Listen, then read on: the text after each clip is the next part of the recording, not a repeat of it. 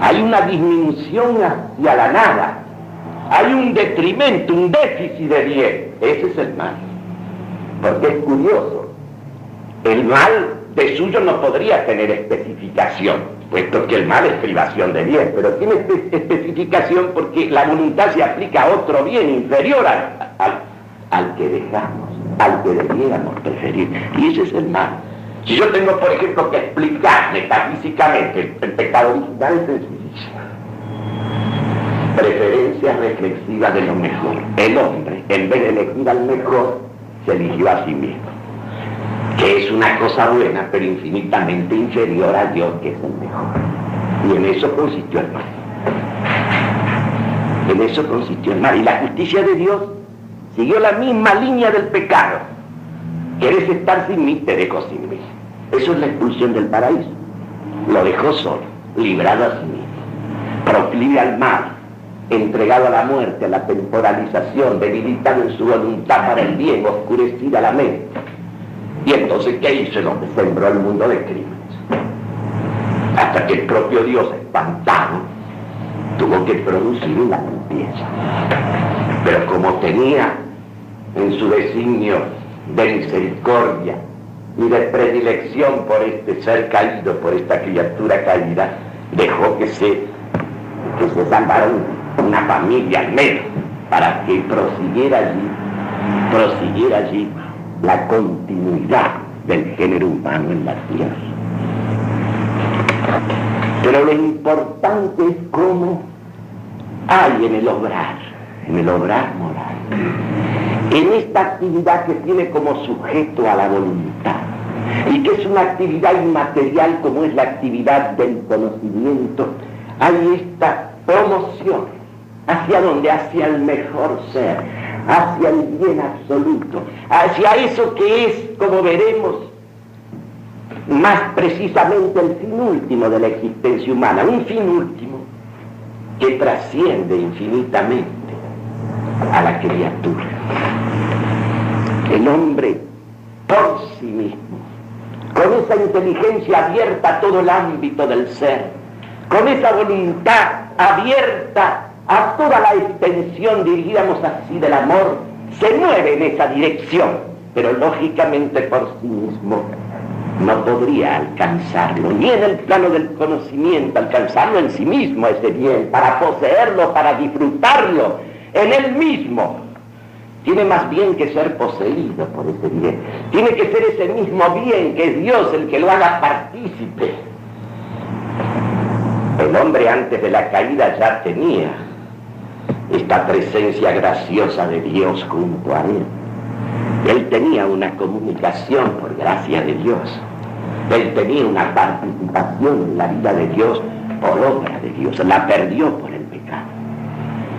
Y la divina redención lo devuelve y lo integra a esa vida de la gracia, sin la cual el hombre no podría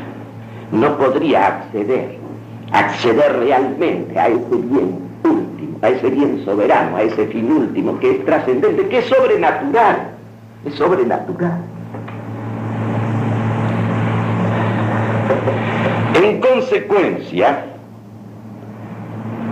cuando el hombre obra en la dirección de lo mejor, del mayor bien, y cuando al elegir entre bienes particulares elige aquel que es mejor o le parece mejor, el movimiento necesario de la voluntad, de la tendencia, del apetito es hacia ese fin último, es en esa dirección de lo mejor que podemos nosotros defraudar, a veces eligiendo algo que en sí es peor que otra cosa, o un bien más inferior, pero que nos parece a nosotros que es mejor. Pero aún en el error, aún cuando elegimos mal, siempre lo que nos mueve, lo que la tendencia, la dirección de la tendencia es en la dirección de lo mejor. Y lo mejor es el bien soberano, el bien absoluto, el único bien que en realidad te podría colmar plenamente, te podría llenar enteramente, te podría dar la quietud y el descanso, precisamente porque ya no podrías querer nada más, ya no podrías desear nada más porque lo tendrías todo. lo tendrías todo y gozarías todo en él. Por eso, ese fin último hacia el cual tiende el hombre como el fin de su naturaleza, hacia el cual se mueven sus actividades más puras y propias de inteligencia y de voluntad, ese fin último es lo que subjetivamente llamamos la felicidad. Todos los hombres quieren ser felices, como todos los hombres quieren conocer. Dice Aristóteles, todos tienden a la felicidad, y la felicidad es la conciencia de esa plenitud. Y objetivamente ese bien soberano, ese fin último es lo que llamamos Dios. ¿Qué es lo que llamamos Dios?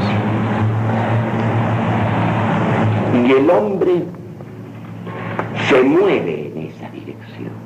Ahora es interesante ya aquí mismo destacar este hecho. Supongamos que no hubiese habido pecado, que el hombre hubiera permanecido fiel a Dios y que se hubiera ido perfeccionando lógicamente en su ser, que hubiera llegado a ser en su existencia cumplidamente lo que es por esencia y está destinado a ser. Habría logrado por mérito suyo, alcanzar esa perfección de su libertad y de su voluntad de no poder pecar más, Porque hay gente que cree que ser libre, verdaderamente libre, plenamente libre, es poder hacer el mal y el bien. Sí, eso es libertad, pero es una libertad menor, es una libertad deficiente, no es la libertad perfecta. ¿Por qué? Si tener libertad para el bien y para el mal fuese la naturaleza misma y la perfección misma de la libertad, habría que convenir que Dios y los ángeles buenos y los santos, en rigor, son menos libres que los mortales comunes que vivimos haciendo bien y mal, y generalmente más mal que bien. Entonces uno tendría que pensar que el ser absolutamente perfecto, que es la libertad misma, sería menos libre que yo, una criatura proclive a obrar mal aún no queriéndolo hacer. Esta es la obra, ¿verdad?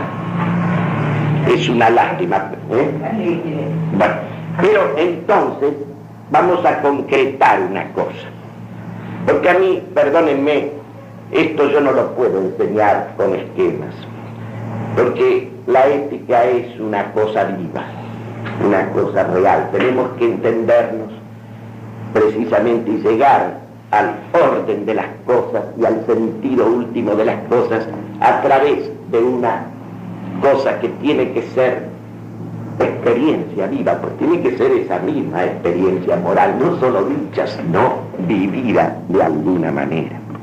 Bueno, en el obrar se trata del bien moral, propio de la conducta del ser libre y responsable de sus actos. Es una especie de bien metafísico, ese bien metafísico que se convierte con el ser, como se convierte con la unidad y la verdad. En el plano absoluto son la misma cosa.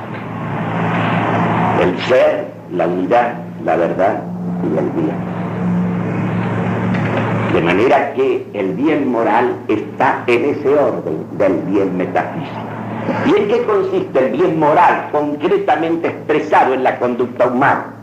En la recta ordenación de nuestros actos en conformidad con la naturaleza o esencia de las cosas existentes y conocidas.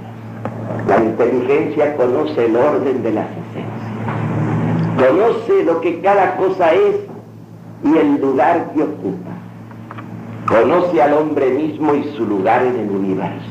Este hombre que es horizonte y confín entre dos mundos, el mundo corpóreo y el mundo espiritual.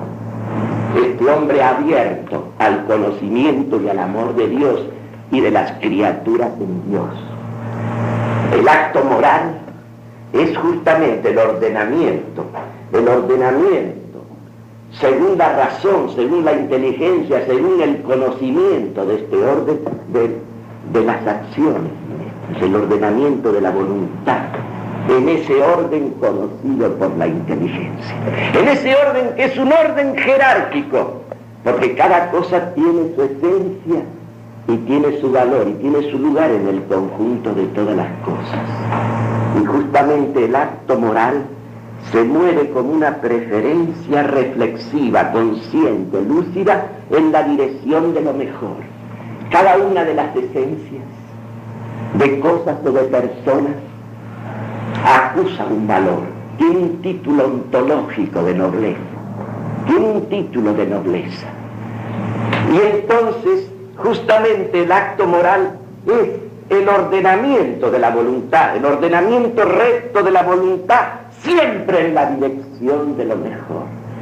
Tanto mejor captado y realizado, cuanto mejor conocida y entendida este ordenamiento jerárquico de las esencias constitutivas del universo creado, conocido por la inteligencia humana.